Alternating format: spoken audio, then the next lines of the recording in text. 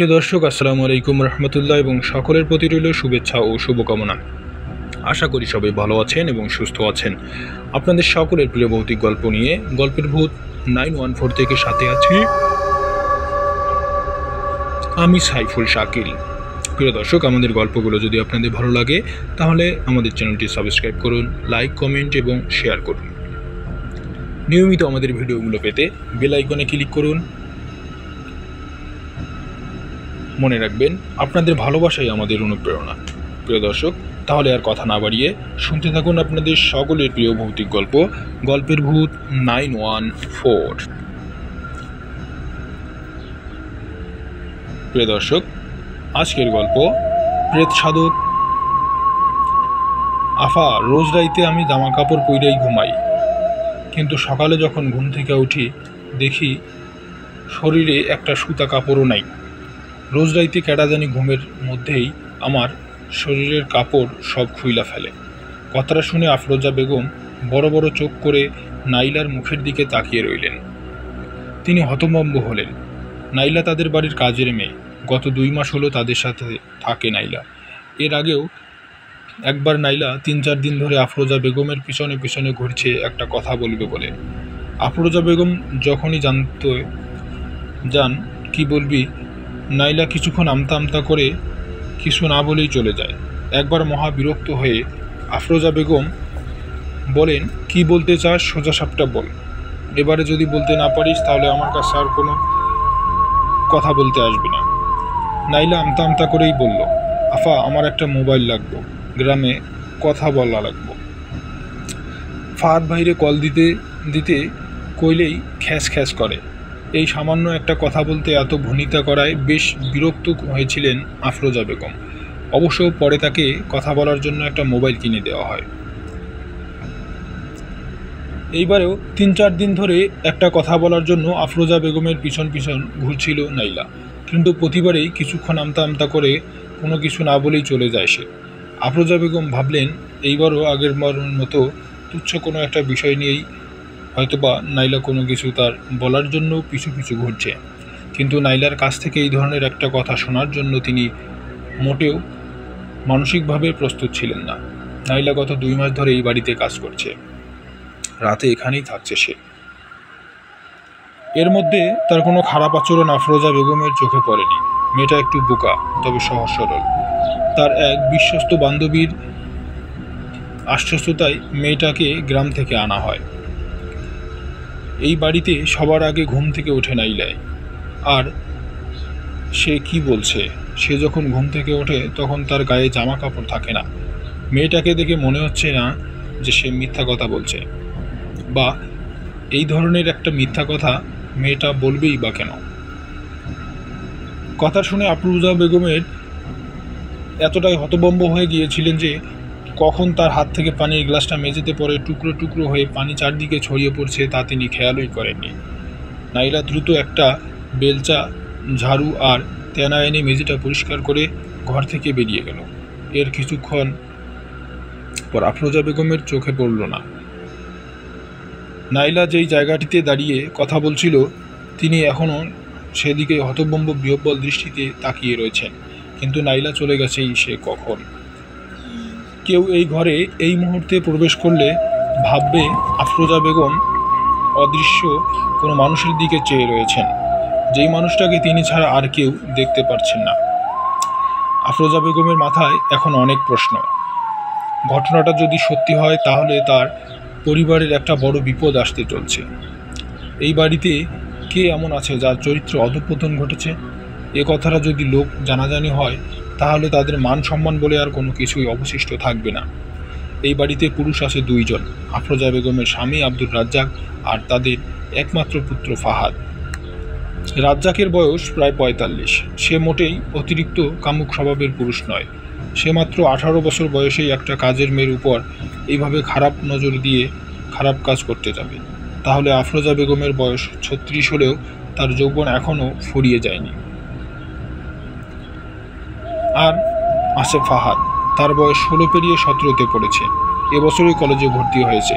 সে অন্য সব ছেলেদের মতো না, বেশ শান্ত, নম্র আর সৎ প্রকৃতির। সে এই ধরনের কোনো কাজ করতে পারে তা আফরোজা বেগমের ধারণার বাইরে। অবশ্য তার নতুন কলেজ বন্ধুদের সম্পর্কে তেমন কিছুই জানেন না তিনি। ছেলেদের এই বয়সটা বড়ই ভয়ঙ্কর। নানা নদপতন ঘটতে পারে এই বয়সে খারাপ সঙ্গ দোষে।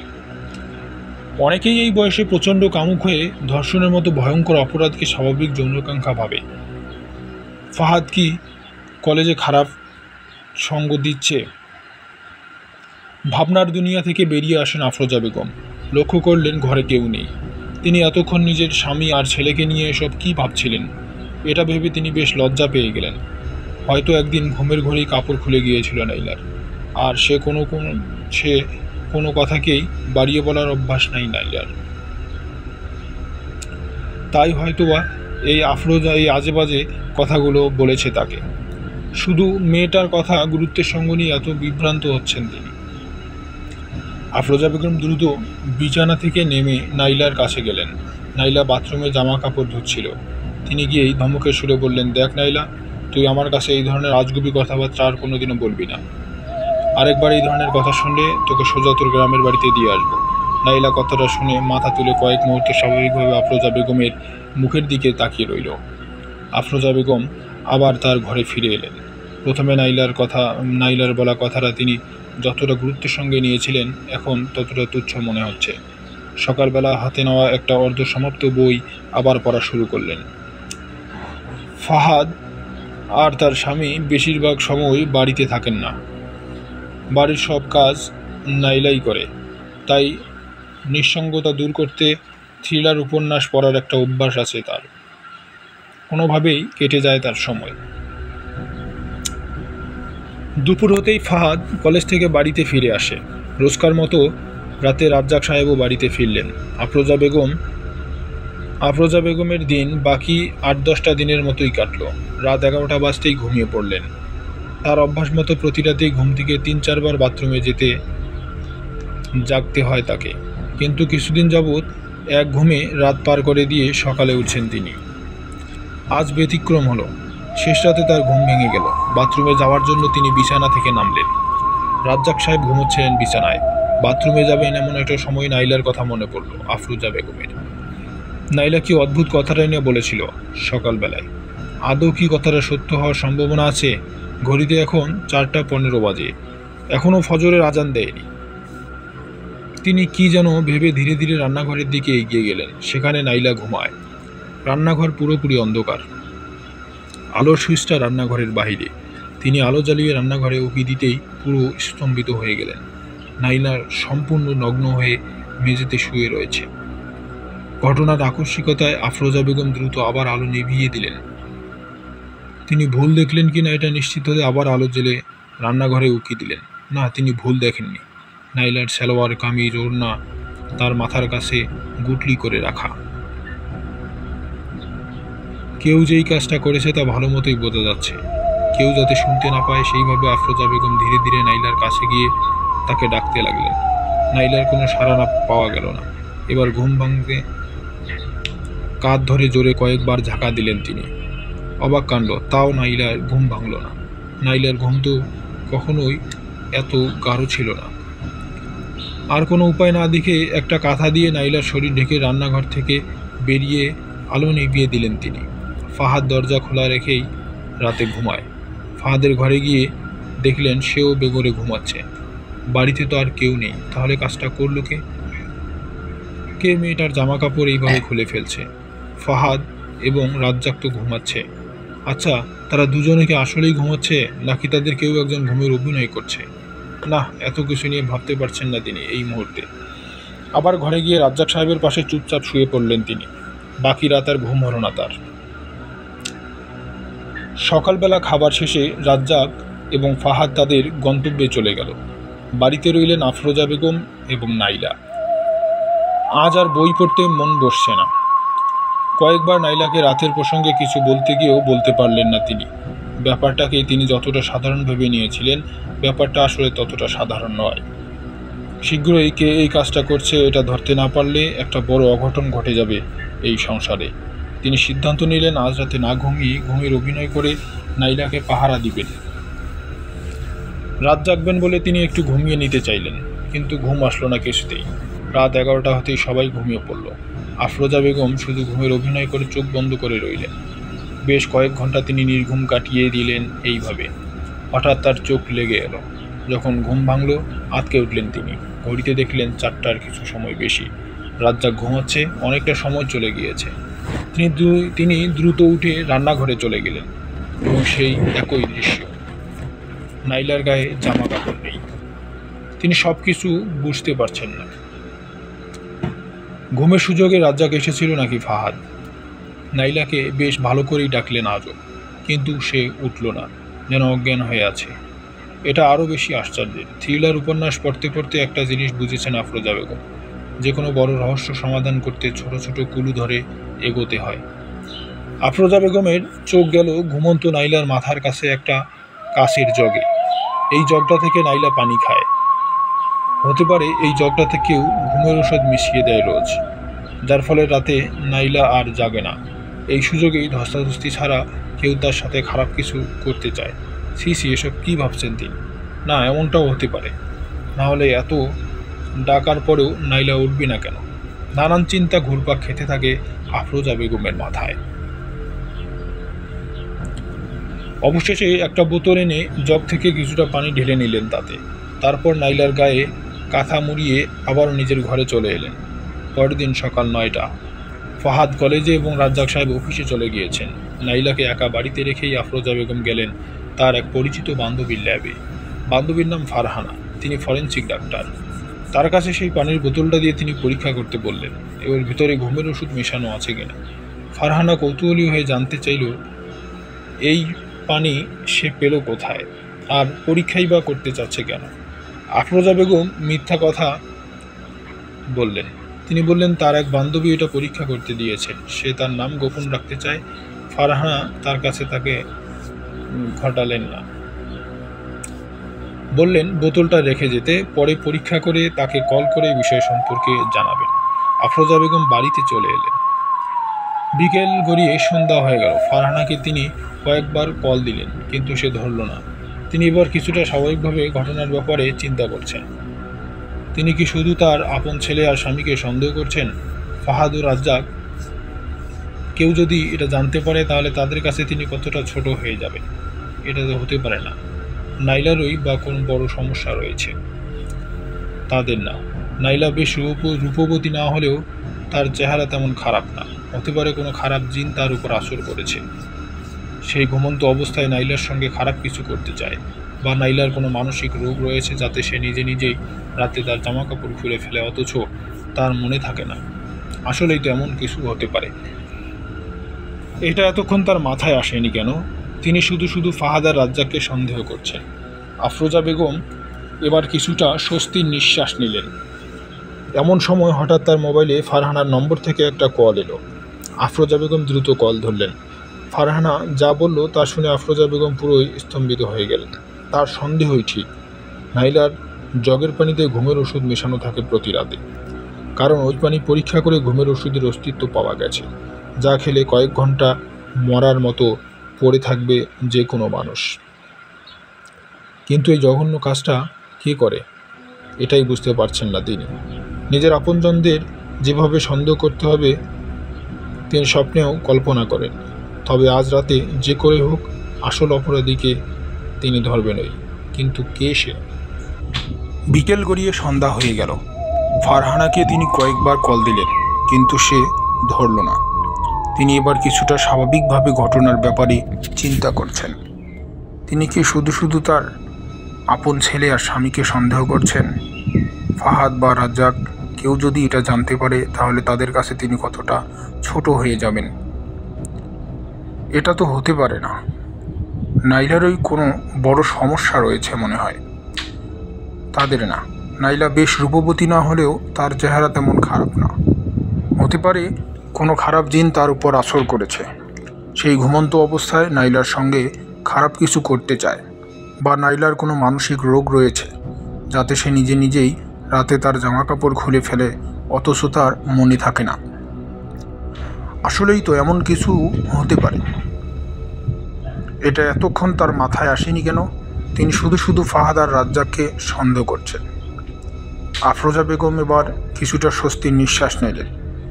এমন সময় হঠাৎ তার মোবাইলে ফারহানার নাম্বার থেকে একটা কল এলো।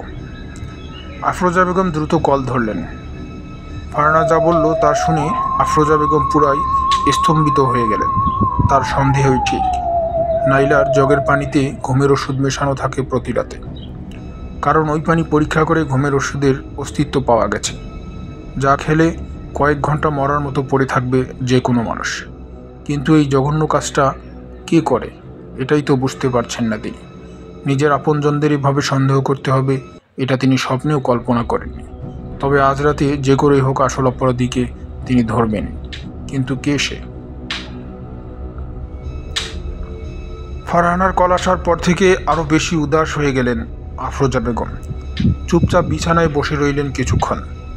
ভাবতে থাকলেন রাতে কি কি করা যায়। আজ রাতে যে করেই হোক তাকে জেগে থাকতে হবে, আর যে হাতে হাতে ধরা পড়লে তার কি করা উচিত সেটাও ভাবছেন। আফরোজা বেগম জানেন না অতীন্দ্রিয় ক্ষমতা বলে কিছু আছে কিনা, কিন্তু তার মনে হয় মাঝে মধ্যে তিনি এই ক্ষমতার অধিকারী হয়ে যান। এই বাড়িতে তার আপন কেউ এলে তিনি আগে থেকেই কি করেন যেন টের পেয়ে যান। যেমন এই মুহূর্তে তার মনে হচ্ছে তার ছোট ভাই রাহাত আজ তাদের এখানে আসবে। রাহাতেরই হয়তো অতীন্দ্রিয় ক্ষমতা বেশি রয়েছে।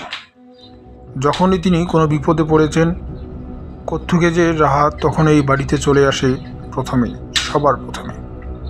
হয়তো এই কারণেই তার মনে হচ্ছে এই বিপদে রাহাত এসে পড়বে এখানে। এইসব ভাবতে ভাবতেই কলিং বেলটা বেজে উঠল। আফরোজা বেগম দ্রুত ছুটে গেলেন দরজা খুলতে। ফাহাদ আর নাইলা এসে দরজা খুলল। এরকম প্রায় ঘটে তাদের বাড়িতে। কখনো কলিং বেলের শব্দ শুনলে একসাথে তিনজনেই ছুটে আসে, আবার কখনো আরেকজন খুলবে ভেবেই কেউ আসেন না। ফাহাদ দরজা খুলে দিল। দরজা দিয়ে রাজ্জাক সাহেব প্রবেশ করতেই হতাশায় ছেয়ে গেল আফরোজা বেগমের মুখ। তিনি ভেবেছিলেন রাহাত আসবে, কিন্তু রাজ্জাক সাহেব তো এত আগে আসেন না, আজ এলেন কেন? হঠাৎই আফরোজা বেগমের মনে পড়ল আজ বৃহস্পতিবার, এই দিনে প্রতি সপ্তাহে আগে অফিস ছুটি হয়ে যায় তার। আফরোজা বেগম অন্য দিনের মতো কারো সাথেই বেশি কথা বললেন না, চুপচাপ আবার নিজের ঘরে চলে গেলেন। রাজ্জাক সাহেব গোসল করতে গেলেন। ঠিক 15 মিনিট পর আবার কলিং বেল বেজে উঠল। তিনি মূর্তির মতো বিছানাতেই বসে রইলেন। বাইরের ঘর থেকে ফাহাদের আনন্দ উল্লাস শুনে একটু নড়ে বসলেন। তারপর ঘরের বাইরে গিয়ে দেখলেন সত্যি সত্যি রাহাত এসেছে। তার সঙ্গে হাসি ঠাট্টা করছে ফাহাদ। আনন্দে আফরোজা বেগমের মনটাও ভরে গেল। রাহাত আফরোজা বেগমকে দেখেই আপা বলেই চেঁচিয়ে উঠে এসে জড়িয়ে ধরল তাকে। তিনি রাহাতের একটু খোঁজ খবর নিলেন।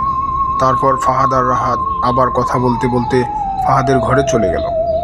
রাহাত ঢাকার বাইরে একটা পাবলিক বিশ্ববিদ্যালয়ে পদার্থের ছাত্র। কি একটা ঝামেলা নাকি চলছে সেখানে, তাই তাদের ছুটি দিয়ে দিয়েছে। এই ফাঁকে সে এসেছে তার আপার বাড়িতে। রাত 9টা বেজে গেল। তারা চারজনেই খাবার টেবিলে। খাওয়া শেষ করলো। নাইলা আলাদা পরে খাবার খায়। খাওয়া শেষে রাজ্জাক সাহেব তার ঘরে চলে গেলেন। রাহাতকে নিয়ে ফাহাদ তার ঘরে গেল। আফরোজা বেগম বুঝলেন রাহাত আর ফাহাদের আজ সারা রাতেও গল্প করা শেষ হবে কিনা, কিন্তু এই বাড়ির ঘটনা যত দ্রুত সম্ভব তাকে বলা উচিত। তাই নাইলাকে দিয়ে রাহাতকে ডেকে পাঠালেন তিনি। নাইলা যখন রাহাতকে ডেকে আনলো ততক্ষণে আফরোজা বেগম বাড়ির ছাদে চলে এসেছেন। রাহাতও তাকে খুঁজতে খুঁজতে ছাদে চলে গেল।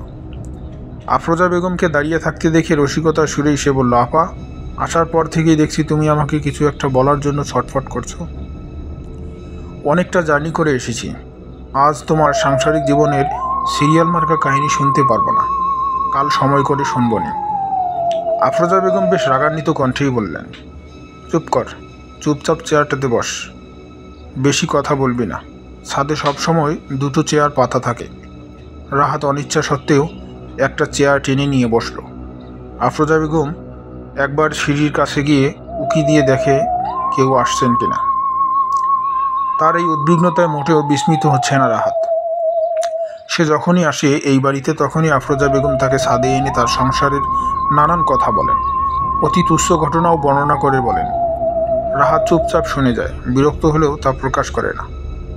আফরোজা বেগম ফিরে এসে চেয়ারে বসে রাহাতের মুখোমুখি হন। প্রথমে কিছুটা ইতস্ততা করলেও এই পর্যন্ত ঘটা সব ঘটনা রাহাতকে বলেন। রাহাত কথাটা প্রথমে যত হালকাভাবে নিচ্ছিল, ধীরে ধীরে ঘটনা শুনতে শুনতে সে আরও বেশি উদ্বিগ্ন হয়ে উঠছে।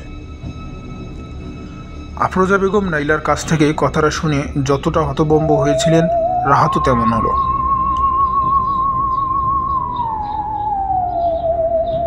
পুরো কাহিনী শোনার পর বিস্ময় ভরা কণ্ঠ নিয়ে সে বলল, আপা, তুমি যা বলছো তার সবই কি নিশ্চিত হয়ে বলছো? আমার কিন্তু সব কিছু কেমন জানি গুলিয়ে যাচ্ছে। ঘুমের ওষুধের ব্যাপারটা আমাকে আরও বেশি ভাবাচ্ছে। ফাহাদ বা দুলাভাইয়ের মধ্যে কেউ এমন কাজ করতে পারে এটা আমি ভাবতেও পারছি না। কয়েক মুহূর্ত কেউ আর কোনো কথা বলল না। আফরোজা বেগম চেয়ার ছেড়ে উঠে সিঁড়ির দিকে গিয়ে আরেকবার উকি দিয়ে এলেন। তারপর বললেন, গত রাতে আমি ঘুমানোর অভিনয় করে অনেকক্ষণ জেগেছিলাম, কিন্তু হঠাৎ ওই চোখ লেগে এলো। চোখ মেলে দেখি অনেক বেলা হয়ে গেছে। রান্নাঘরে গিয়ে দেখি নাইলার সেই একই অবস্থা। আজ রাতে আমি কিছুতেই ঘুমাবো না। তুই ফাহাদের পাশের রুমে পাশে ঘুমাবার অভিনয় করবি, করে শুয়ে থাকবি শুধু। আজ রাতে ধরতেই হবে কাজটা কে করছে। রাহাত শান্ত স্বরে বলল, নাইলাকে বললেই তো হয়, সে যাতে ওই জগ থেকে পানি না খায়। আফরোজা বেগম গম্ভীর গলায় বললেন, না, আমি তাকে হাতে নাতে ধরতে চাই। আমার যতদূর মনে হয় কাজটা তোর দুলাভাইয়ের। রাহাত কিছুই বলে না। সে ভাবতেও পারেনি কোনোদিন তার পছন্দের এই দুইজন মানুষকেই ভাবে সন্দেহ করতে হবে। তারা দুজনেই নিচে নেমে এলো এবং যে যার ঘরে চলে গেল। আফরোজা বেগম দেখলেন যে এর মধ্যেই রাজ্জাক সাহেব ঘুমিয়ে পড়েছেন। আফরোজা বেগমের এই প্রথম মনে হচ্ছে লোকটা ঘুমানোর অভিনয় করছে। তিনি ঘুমিয়ে পড়লেই তার আসল রূপটা দেখাতে শুরু করবেন লোকটা। তার দিকে ঘুরেই ঘুমানোর অভিনয় করে শুয়ে পড়লেন আফরোজা। বেশ খানিকক্ষণ জেগে রইলেন তিনি। এরপরেই গত রাতের মতো চোখ বুজে এলো তার। চোখ খুলে বুঝতে পারলেন অনেকটা সময় চলে গেছে। আজও যা হওয়ার তা হয়ে গেছে। রাজ্জাক সাহেবকে বিছানাতে ঘুমন্ত অবস্থাতে রেখেই রান্নাঘরে গেলেন তিনি। সেই গত রাতের ঘটনার পুনরাবৃত্তি ঘটেছে। নাইলার একই অবস্থা। হতাশা আর বিষণ্ণতায় ছেয়ে গেল আফরোজা বেগমের মুখ। হঠাৎ তার মনে পড়ল, সে না হয় ঘুমিয়ে পড়েছিল, রাহাত তো জেগে আছে, তাকে ডাকা যাক। সে যদি বলে ফাহাদ রাত্রি বিছানা থেকে উঠেনি, তাহলে নিশ্চিত হওয়া যাবে কাজটা রাজ্জাক সাহেবই করেছে। তখন রাজ্জাক সাহেবকে একটু চেপে ধরতেই সব সত্য বলতে বাধ্য হবেন তিনি। আফরোজা বেগম ধীরে ধীরে ফাহাদের ঘরের ভিতর ঢুকে আস্তে আস্তে রাহাতকে ডাকতে লাগলেন, কিন্তু সেও ঘুমিয়ে পড়েছে। তার ডাকে সাড়া দিচ্ছে না। এবার আফরোজা বেগমের মেজাজ গেল বিগড়ে। তিনি হিতাহিত জ্ঞান হারিয়ে ফাহাদকে পরোয়া না করেই জোরে জোরে রাহাতকে ডাকতে লাগলেন, কিন্তু রাহাত উঠল না। মরার মতো পড়ে আছে, অথচ শ্বাস তো চলছে। এত জোরে শব্দে ডাকায় ফাহাদেরও ঘুম ভেঙে যাওয়ার কথা। সেও ঘুমাচ্ছে। তিনি ফাহাদেরও কাঁধ ধরে জোরে জোরে ঝাঁকিয়ে ডাকতে লাগলেন, এ কি, সেও উঠছে না। আফরোজা বেগমের বিস্ময়ের সীমা রইল না। তিনি দ্রুত তার ঘরে গিয়ে রাজ্জাক সাহেবকে জোরে জোরে ডাকলেন, কিন্তু তিনিও উঠলেন না। এরা সবাই যেন বেঁচেও এখন মরার। আফরোজা বেগম ধপাস করে মেঝেতে বসে পড়লেন। তার মাথায় কিছুই ঢুকছে না। বাসায় হচ্ছেটা কি এসব? তিনি এখন পাগল হয়ে যাবেন। এই বাড়িতে এত রাতে তিনি এখন পুরোই নিঃসঙ্গতা অনুভব করছেন। এই অজানা একটা ভয় চেপে ধরেছে তাকে। তিনি চারদিকে তাকাতেই এক অচেনা ভয়ে হিম হতে শুরু করলো তার শরীর। তিনি ভয়ে ভয়ে চোখ বন্ধ করে বিছানায় উঠে রাজ্জাক সাহেবকে জড়িয়ে ধরে শুয়ে পড়লেন। সকাল সকালই তার ঘুম ভাঙল। রাজ্জাক সাহেব তখনও ঘুমাচ্ছেন। রাতের পুরো ঘটনা তার মনে পড়ল। তিনি বিছানা থেকে নেমে দেখলেন কারো ঘুম ভেঙেছে কিনা। সবাই এখনও ঘুমাচ্ছে। ঘরে অনেকগুলো শিশি বোতল ছিল। আফরোজা বেগম ফাহাদের ঘরের পানির জগ থেকে কিছুটা পানি একটা শিশিতে ঢেলে নিলেন। নিজের ঘরের জগের পানি থেকেও একটা শিশিতে পানি নিলেন। সকাল হলেই জগ ধুয়ে পানি পরিবর্তন করে নাইলা। রাতে অবশ্য পানি দিয়ে যায় সে। পানির শিশিগুলো এক জায়গায় লুকিয়ে রাখলেন তিনি। শুক্রবার হওয়ায় ফাহাদ ও রাজ্জাক সাহেব একটু বেলা করে উঠেন এই দিনে। আফরোজা বেগম সকাল থেকেই উদাস হয়ে ছাদে বসে রইলেন। সকালে ঠান্ডা বাতাসও তার মনকে ঠান্ডা করতে পারছে না। হঠাৎই দেখলেন ছাদের হাত উঠে এসেছে। রাত ছাদে উঠেই আফরোজা বেগমের সামনে এসে অনুতাপের সুরে বলল, সরি আপা, রাতে ঘুমিয়ে পড়েছিলাম। জার্নি করে আসায় শরীরটা মনে হয় একটু বেশি ক্লান্ত ছিল। অনেক কষ্ট করে চোখটা খোলা রাখতে পারলাম না। আফরোজা বেগম কী বলবেন ঠিক বুঝতে পারছেন না। চুপচাপ দুজনেই কিছুক্ষণ বসে রইলেন। তারপর মাথাটা রাহাতের দিকে একটু ঝুঁকিয়ে বললেন, ফারহানা নামের আমার এক কলেজের বান্ধবী আছে, তুই চিনতিস মনে হয়। ও এখন একজন ফরেনসিক ডাক্তার, আর সবাই বাসায় থাকবে, তাই আমার বাসা থেকে যাওয়া উচিত হবে না। আমি কল দিয়ে সব কিছু বলে দিব ওকে। তোকে আমি ওর ঠিকানা দিচ্ছি, তুই 11টার দিকে ওই শিশি দুইটা নিয়ে তার কাছে যাবি। দেরি হলেও ওইখানে বসেই জেনে আসবি শিশির পানিতে ঘুমের কোনো ওষুধ মেশানো আছে কিনা। রাহাত পুরো বিস্মিত হয়ে বড় বড় চোখ করে আফরোজা বেগমের মুখের দিকে চেয়ে রইল। সে কিছুই বুঝতে পারছে না। আফরোজা বেগম গত রাতের পুরো ঘটনা রাহাতকে খুলে বললেন। রাহাত উৎকণ্ঠিত হয়ে বলল, তুমি সন্দেহ করছো ঘুমের ওষুধ শুধু নাইলার জগের পানিতে মেশানো থাকে না, সব জগেই মেশানো থাকে। কিন্তু সবাই ঘুমিয়ে থাকলে কাজটা করে কে? জীবনের এমন জটিলতা রাহাত বা আফরোজা বেগম কারো জীবনেই কখনো আসেনি। রাহাত এবং আফরোজা বেগম বাড়ির সবার সাথে এখন পর্যন্ত স্বাভাবিক ব্যবহারই করছেন, যাতে কেউ বুঝতে পারে না যে তারা সন্দেহ করছে। সকাল 11টা বাজতেই একটা কাজের কথা বলে রাহাত ফারহানার ল্যাবের উদ্দেশ্যে রওনা হলো। ফাহাদও তার সাথে যেতে চাইল। রাহাত অনেক কষ্টে বুঝিয়ে তাকে থামালো।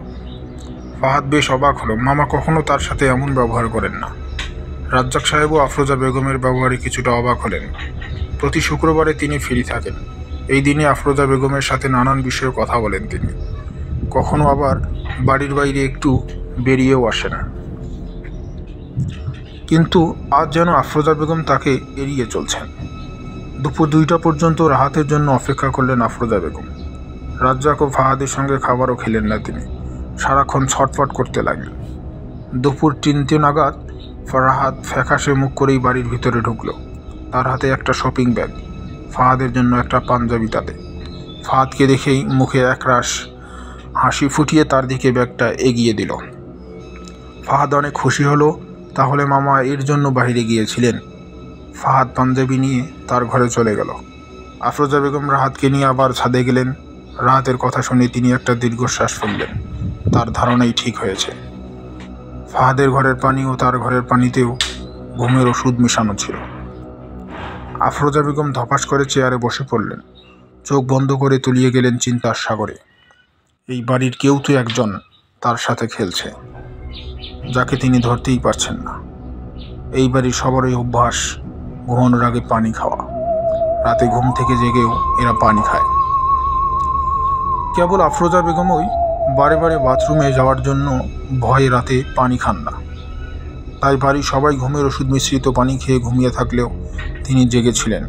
কিন্তু বাড়ির সবাই যদি ঘুমিয়ে থাকে, তাহলে নাইলার এই অবস্থা করেটা কি? আর পানিতে ঘুমের ওষুধ বা কে মিশায়? কিছুতেই তার হিসাব মিলছে না। বাড়ির কোনো একজন তাহলে তার সাথে ছলনা করছে এবং ঘুমের অভিনয় করছে।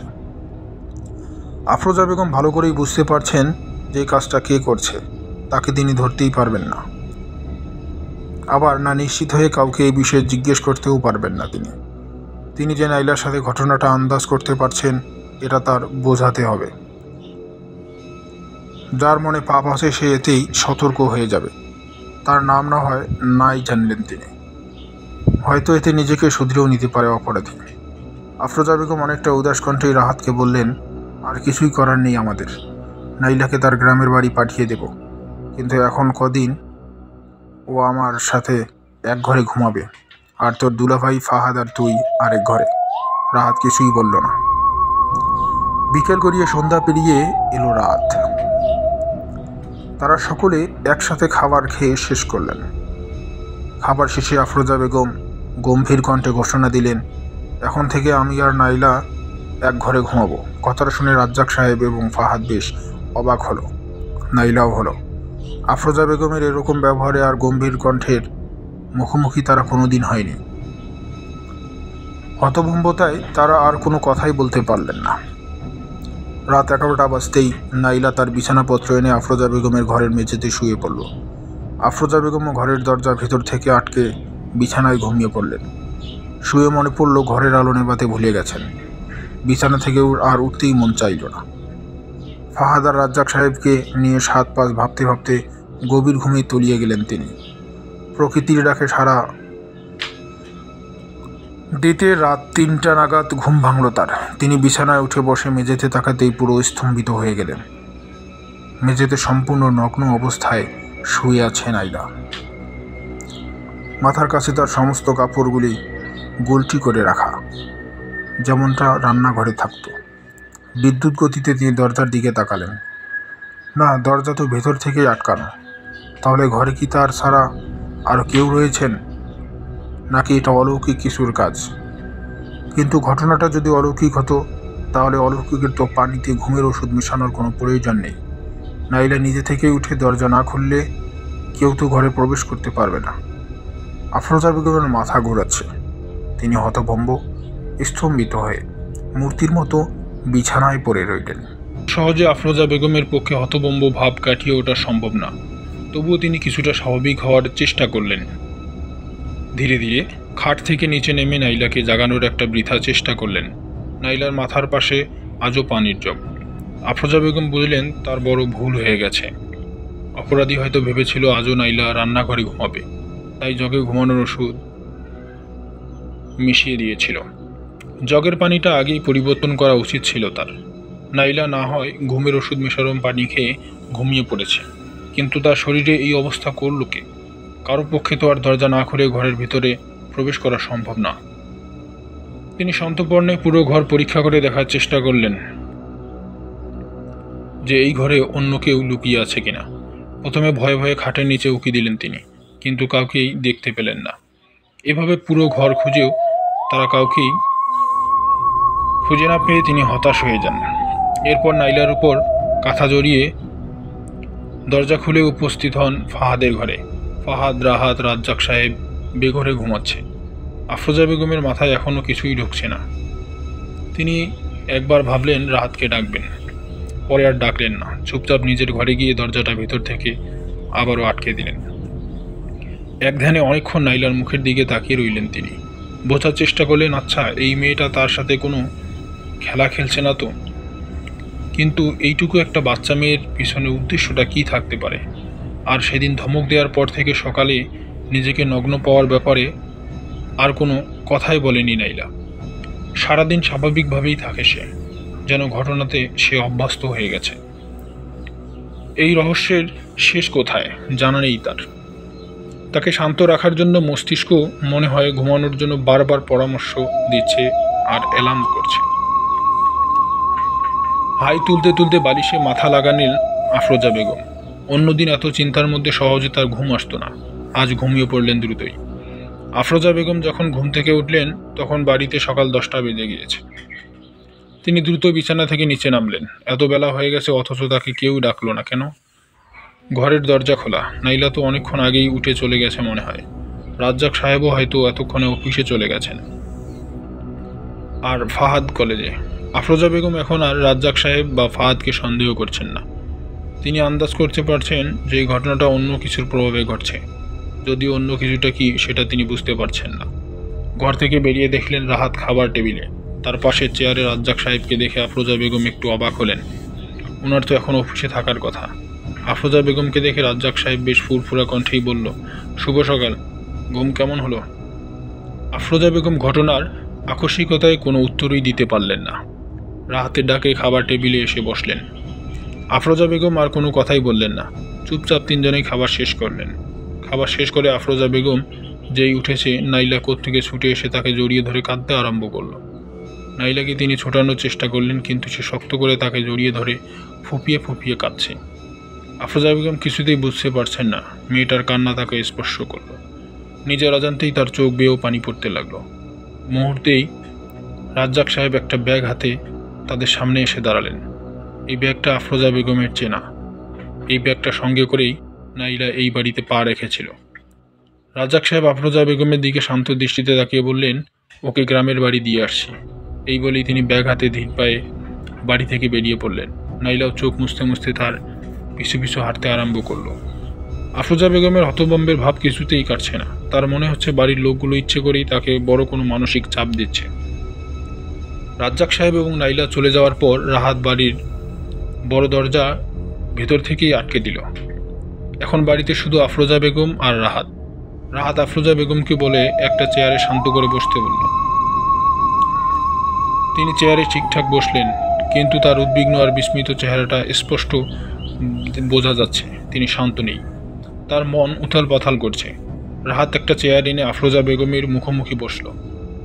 মাথা একটু ঝুঁকিয়ে বলতে আরম্ভ করলো, দেখ আপা, তুই আমাকে ভুল বুঝো না। মাথাটা একটু শান্ত রাখার চেষ্টা কর। আমার সমস্ত কথা মনোযোগ দিয়ে শোনো, তাহলে সব রহস্যের সমাধান পাবে তুমি।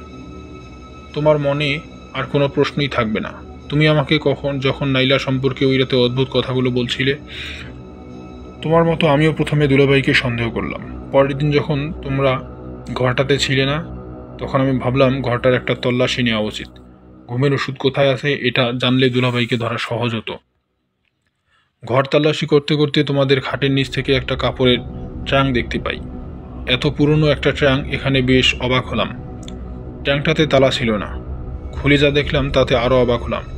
কয়েকটা মরা পাখি, বাদুর, ইঁদুর, মাথার খুলি, হাড় সহ একটা প্রেত সাধনার পুরনো আমলের বই। তখনই বুঝতে পারলাম এই বাড়িতে কেউ প্রেত সাধনা করে প্রেত সাধক হয়েছে, আর প্রেত সাধকের নানান পাপ কাজ করতে হয়। তাই এটা বুঝতে বাকি রইল না যে প্রেত সাধনা করে সে প্রেতকে খুশি করতেই নাইলার পানিতে ঘুমের ওষুধ মিশিয়ে রোজ রাতে তার সাথে খারাপ কাজটা করে। এরপরে গতকালকে যখন তোমার কথা মতো পানির শিশি নিয়ে ফারহানা আপুর কাছে গিয়েছিলাম, তখনই আসল ঘটনা কি এটা জানার জন্য তিনি আমাকে চেপে ধরলেন। আমি কিছুতেই বললাম না আসল ঘটনা।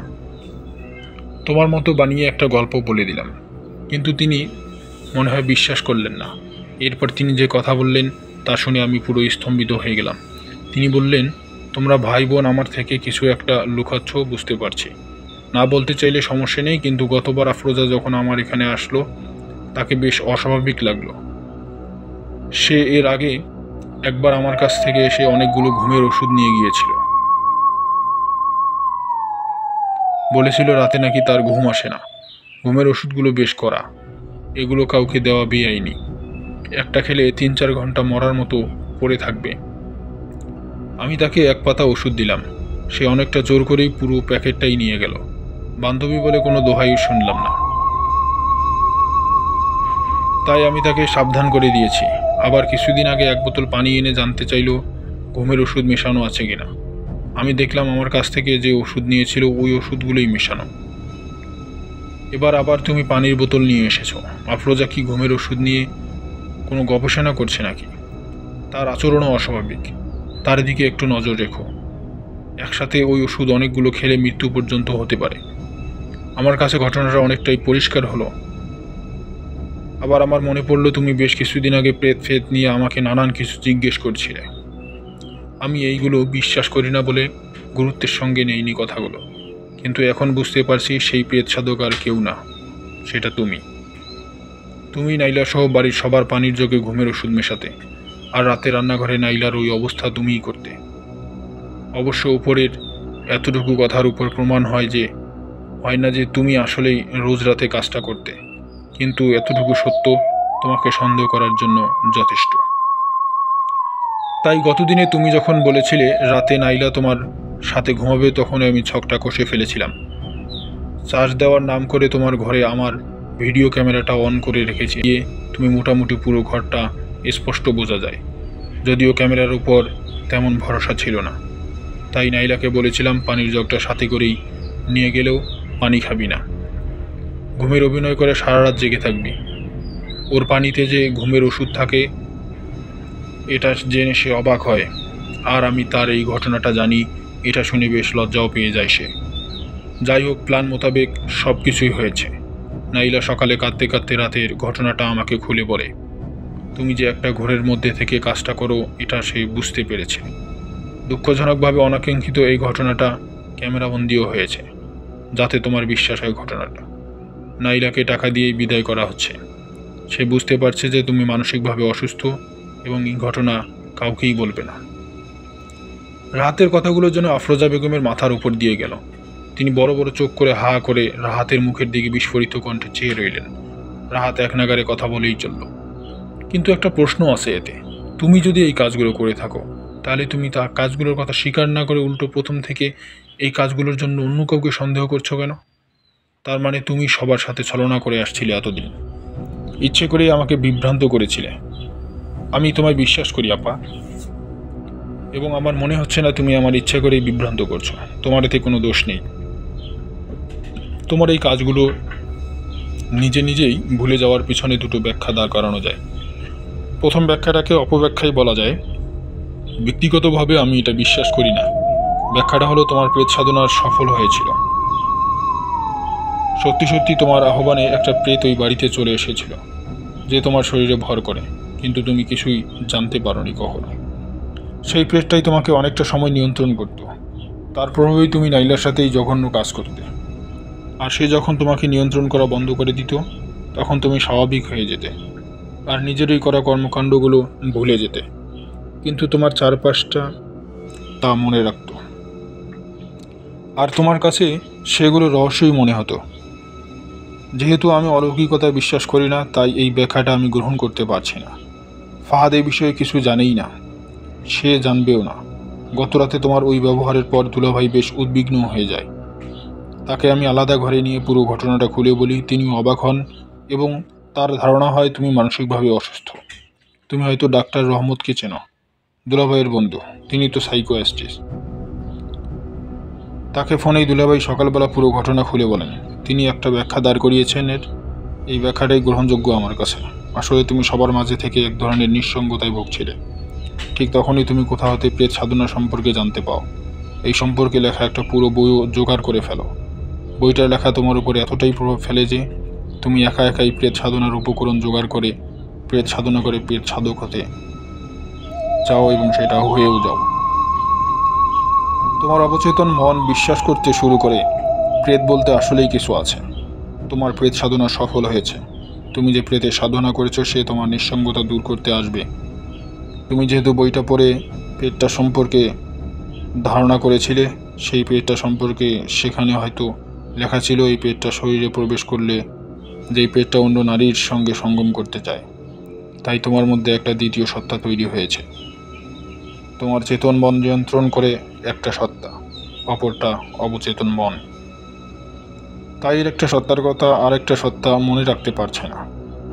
তুমি কিছুই সময়ে নিজেকে প্রেত মনে করছো, নাইলাকে কাছে পাওয়ার জন্য যা যা করার সব করছো, অথচ এর কিছুই তোমার পরবর্তীতে মনে থাকছে না। যখন তুমি স্বাভাবিক হয়ে যাও, আপা তোমার ভয় নেই। তুমি একটা মানসিক রোগ মাত্র, এতটা ভয়াবহ নয়। ডাক্তার রহমত কিছুক্ষণের মধ্যেই চলে আসবেন।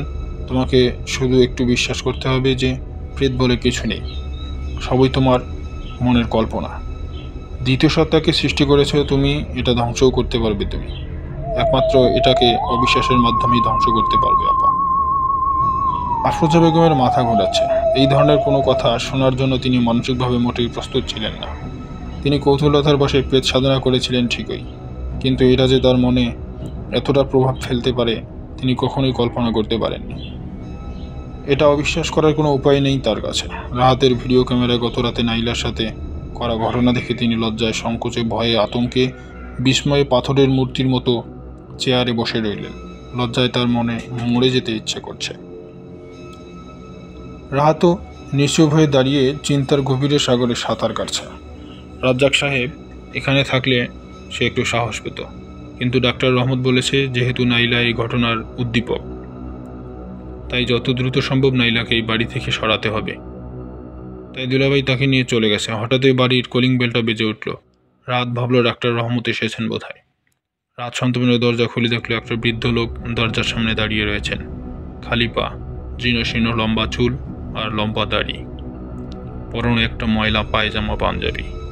প্রথম দেখায় রাহাত ভাবল কোনো ভিখারি। পর মুহূর্তেই একটা লোককে দেখা গেল রিকশার বিল মিটিয়ে এদিকে আসতে। পরনে একটা সাদা শার্ট, কালো প্যান্ট ইন করা, শ্যামবর্ণের মধ্যম উচ্চতার লোকটা রাহাতের দিকে হাত বাড়িয়ে বলল, হ্যালো, আমি ডাক্তার রহমত, ইনি আমার সাথেই এসেছেন। বৃদ্ধ লোকটা তার সবগুলো দাঁত বের করে রাহাতকে সালাম দিল। রাহাত কিছুটা ইস্তস্তত করে তাদের দুজনকে নিয়ে বাড়ির ভিতরে ঢুকলো। সেই ময়লা পায়জামা পাঞ্জাবি পরা লোকটা কুকুরের মতন নাক ছিটকাতে ছিটকাতে আফরোজা বেগমের সামনে গিয়ে বেশ কিছুক্ষণ বড় বড় চোখ করে তার দিকে তাকিয়ে রইল। এরপর আবার সবগুলো ময়লা দাঁত বের করে ডাক্তার রহমতের দিকে তাকিয়ে বলল, ঘটনা শুই না আগেই আশ করছিলাম স্যার, মাইয়া শরীরে প্রেত আছে। এবার আফরোজা বেগমের দিকে মুখ করে বললেন, ভয় পাইও না মাইয়া, তুমি বুদ্ধিমতী, তোমার শরীরে যে প্রেত আছে এটা ছোট জাতের, এদের বলি মিকি।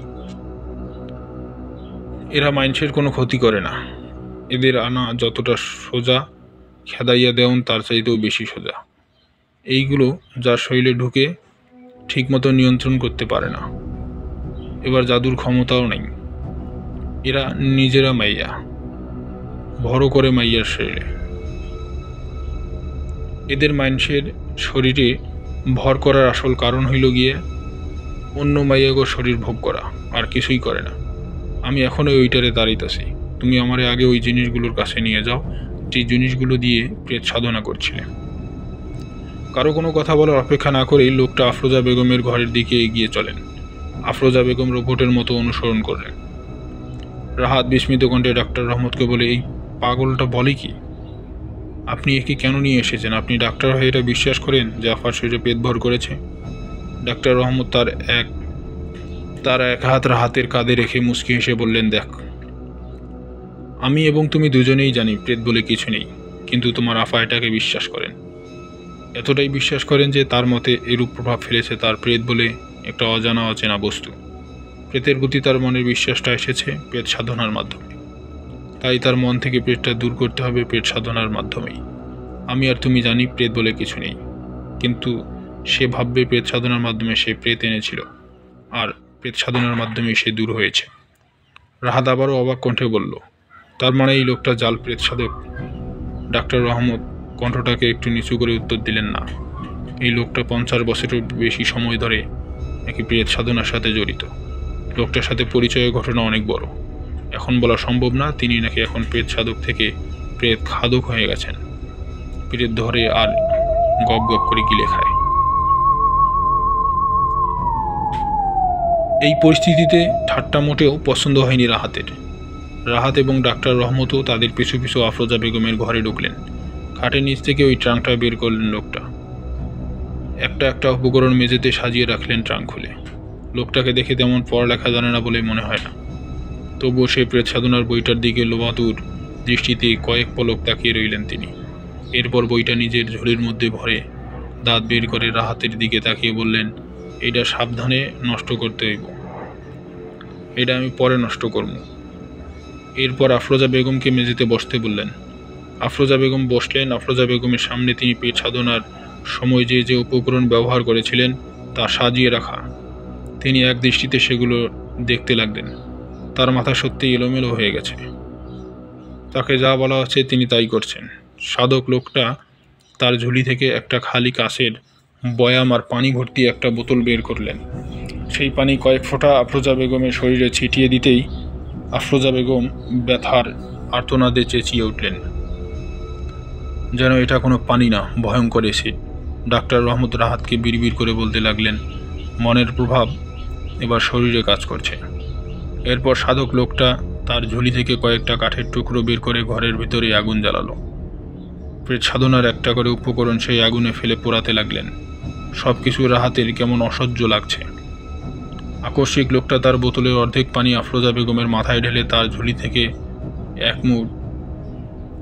মাটি বের করে মুঠো করে আফরোজা বেগমের কপালে ধরে রাখলেন। এবার আফরোজা বেগম বিকট আওয়াজ করে চেঁচিয়ে সাথে সাথেই মেঝেতে লুটিয়ে পড়লেন।